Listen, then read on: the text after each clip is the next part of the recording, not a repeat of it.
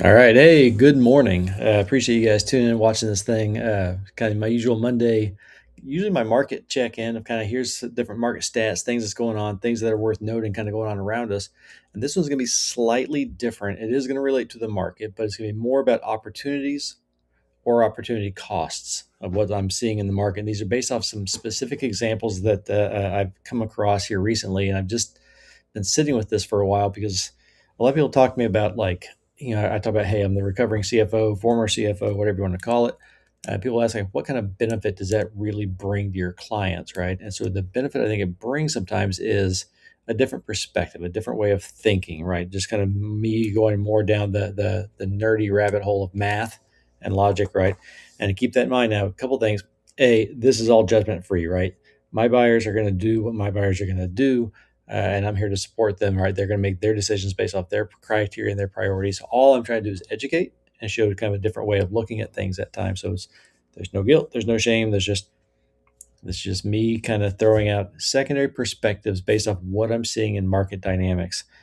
So first, I'm going to talk about kind of on a first-time home buyer type of scenario, and I recently kind of came across this scenario where first-time home buyer wants to get into a place, right? Just doesn't want to pay rent anymore. Totally get it. It's here the same spiel every time. I can't do apartments anymore. It's killing me. So go see some houses, and there's one clear criteria, right? Which is I don't want my payments to be more than X. Totally get that. That's going to be probably your number one criteria for first-time home buyers. I get it. So here to support you, 100%. But we walk through a home and we do the math and we realize it's going to be a little bit higher. So that's not good. It's not what you want to do. Okay. Alternate perspective though. In this particular case, this home's been on the market a little over 90 days, probably 95 days at this point now. So it's been sitting. The listing and the listing agent both are publicly communicating seller is motivated. I think we all know what that means, right?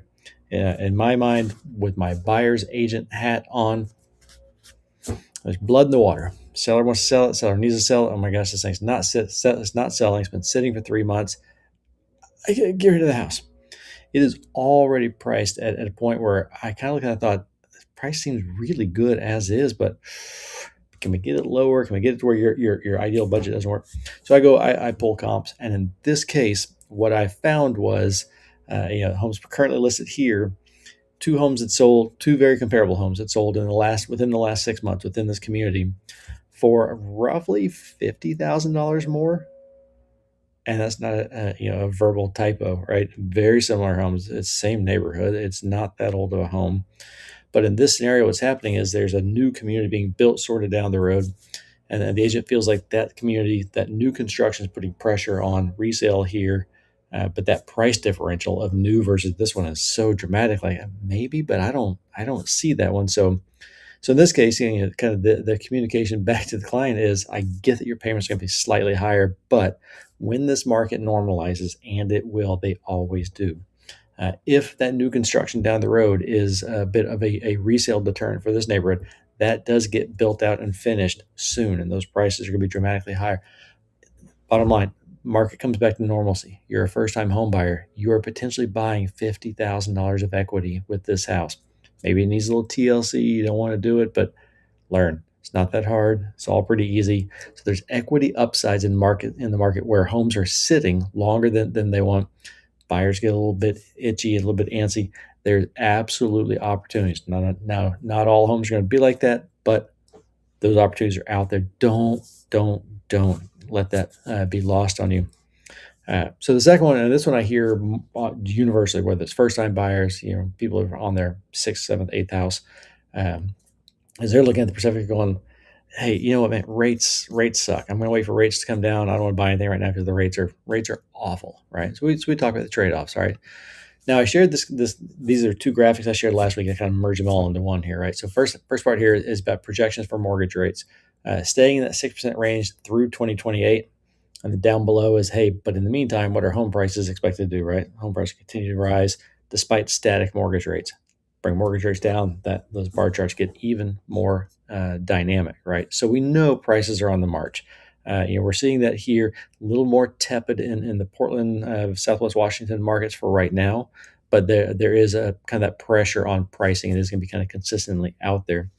So now this is where this becomes right in my wheelhouse of this is a math exercise, right? So let's kind of do a scenario. You're looking at a $500,000 house. You're going to put 20 grand, or I'm sorry, 20% down. Uh, um, uh, but you're like, I want to wait for rates. It's like, okay, but if rates will drop, and in the meantime, prices are going up. So you buy the house today, and you're gonna have a payment of X. If you wait, let's just say you wait a year. Let's say the price of that home goes up 20 grand, right? So that's instead of $500,000 house, it's a $520,000 house. But your rates have just dropped 1 full point. You've saved somewhere in the neighborhood of 160 bucks a month. Perfect. That's great. Mission accomplished, right? And that's, you pop the champagne because I told you, I'm gonna drop the rates. I drop my payments. This is all good. But here's where the math kicks in. Yes, your payments are lower by 160 bucks a month, but you paid 20 grand more for the house than what you would have otherwise. $20,000 divided by 160 bucks a month rounds out to roughly 10 years to break even. So you're saving money by paying more money, and it's going to take you 10 years just to break even from that. Now, the math says, right now, lately, people are currently in their homes, 11-ish years. I think it's 11 point something years. It used to be 7 years not that long ago.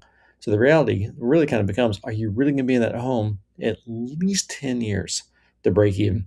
You move out in 9.5 years, and you've not recovered that premium that you put back into that house. So yeah, you're going to save on your monthly nut, but you're paying for it out of your pocket. So the math doesn't really work. So some people are going to hear that and go, yeah, but I just want that payment lower. Then let's go do it. Let's go get the house. Mission accomplished. This is the market to get it done. But keep in mind the perspective, that break even period of math. Anyway, so those are two opportunities that I'm seeing, are an opportunity and an opportunity cost. I just want to kind of share and kind of talk through that this morning, because otherwise, the market news is a little bit, a little bit slow and dull. So not really anything super exciting worth talking about. But all right, appreciate you humoring me and watching this stuff. If you have any other questions, scenarios, things like that, let me know, because I love talking about this stuff. I love talking shop.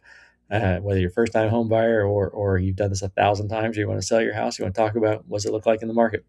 All right, give me a call. Otherwise, have a great week, and thanks for watching. Take care.